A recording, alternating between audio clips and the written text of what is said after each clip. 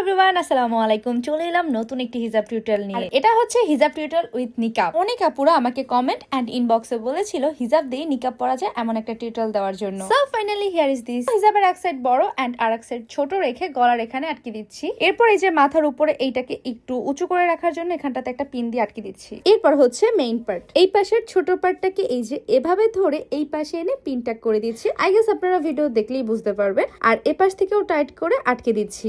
এরপরে বড় পার্টটাকে এভাবে মাথার এপাশ থেকে ওপাশে নিয়ে ঘুরিয়ে দিচ্ছি এন্ড এই সাইডটাকে একটু ফোল্ড করে দিব। এরপরে এই দুই পাশে পিন দিয়ে আটকে নিচ্ছি। এরপরে হিজাবটা যাতে একদম সেট হয়ে থাকে তাই কাঁধের দুই পাশে পিন দিয়ে আটকে নিচ্ছি। আর এর সাথে এই হিজাব টিউটোরিয়ালটা শেষ। চাইলে কাঁধের এখানটাতে হিজাবটা উঠিয়ে না রেখে একদম ছেড়েও দিতে পারেন, তাতে একদম ফুল কভার হয়ে থাকবে। এই হিজাব স্টাইলে কিন্তু আমাদের পেছনটাও ফুল কভার হয়ে থাকছে, কারণ এখানে যে হিজাবটা আমি ইউজ করেছি এটা হচ্ছে একদম 90/30 সাইজের ধানসিঁড়ি হিজাব এন্ড এটা আমি নিয়েছি রিল্যাক্স ফেসবুক পেজ থেকে। হিজাবটা একদমই প্রিমিয়াম এন্ড কমফোর্টেবল। আচ্ছা, এই নিকাব স্টাইলের হিজাবটা কিন্তু আপনারা চাইলে এভাবে নিকাবটা খুলেও পড়তে পারবেন, আবার চাইলে আটকেও নিতে পারবেন ইজিলি। এই যে এই পিনটা দিয়ে আবার একটু টাইট করে নেবেন, তাহলেই হয়ে যাবে। কি একদমই ইজি না? স্কুল, কলেজ, ইউনিভার্সিটি কিংবা অফিস যে কোনো জায়গায় রেগুলার সহজেই পরে যেতে পারবেন। সো নেক্সট কি টাইপের হিজাব টিউটোরিয়াল চাচ্ছেন অবশ্যই কমেন্ট করে জানাবেন। তো আজকের মতো এখানেই বিদায় নিচ্ছি। আল্লাহ হাফেজ, আসসালামু আলাইকুম।